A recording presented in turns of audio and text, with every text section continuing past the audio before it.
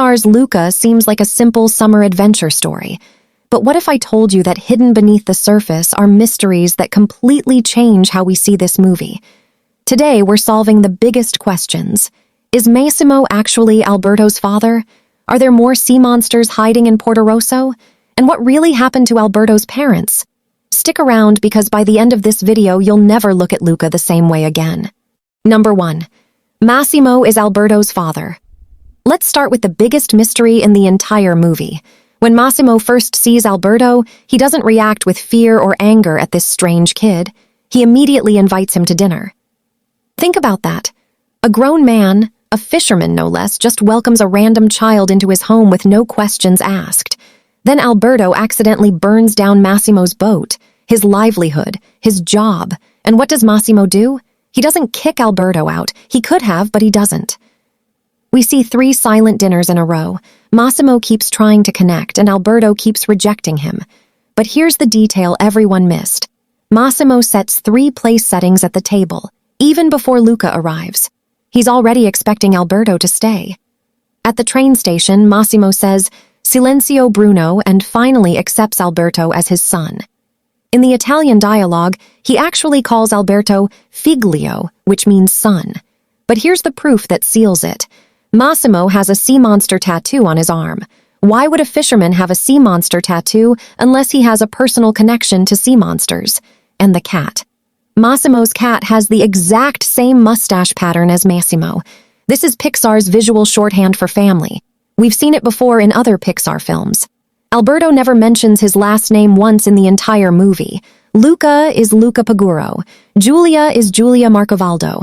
But Alberto? He's just Alberto, because his last name would be Marcovaldo, and that would reveal everything. Number 2. The biology of sea monsters. Now let's talk about something even stranger. The sea monster transformation isn't just about water, it's about emotion. Watch Luca's first transformation on the beach. It's instant. But later, during the rain scene, when Luca is nervous and scared, his transformation is slow. His hand transforms first, then it spreads across his body like water droplets. And here's something nobody noticed. The transformation speed depends on how much time they've spent on the surface. Alberto transforms almost instantly every time. Luca takes longer. Why? Because Alberto has been living on land for almost a year. His body has adapted. Now let's talk about scale colors. Luca's scales are green. Alberto's scales are purple. Uncle Ugo's scales are dark blue. This isn't random. Green is shallow water camouflage. Purple is deeper water. Dark blue is the deepest ocean. Their scale color indicates their habitat depth. And the eyes. Sea monsters have yellow eyes with slit pupils. Human Luca has brown eyes. But watch closely. When Luca is emotional, his eyes flash yellow before he transforms. The transformation starts in the eyes. Uncle Ugo is designed like an anglerfish. He has the light on his head, the huge mouth, the deep sea adaptations. He lives in the deepest part of the ocean where there's no sunlight. That's why he's so uncomfortable when Luca visits. His body isn't adapted for shallow water. Number 3. The old ladies are sea monsters. This theory will blow your mind. Remember those 2 old ladies eating gelato in the town square? One of them is holding a closed umbrella on a perfectly sunny day. Why would you carry an umbrella when it's not raining? During the rain scene, when everyone is scrambling for cover, these old ladies are the only ones who seem prepared. They don't rush. They don't panic. They already have their umbrellas. And after the rain stops, when everyone discovers Luca and Alberto are sea monsters, the old ladies are calm. Not shocked, not afraid. Their facial expression is acceptance, like they've seen this before, because they have seen this before. Here's the detail everyone missed. At the exact moment the rain stops, you can briefly see purple fins under their shawls before they dry off. These women are OLD. This means sea monsters can live as long as humans, and they've been hiding in Portorosso for decades. And if there are 2 old lady sea monsters, there could be more. Portorosso might have a hidden sea monster community that's been living among humans for generations.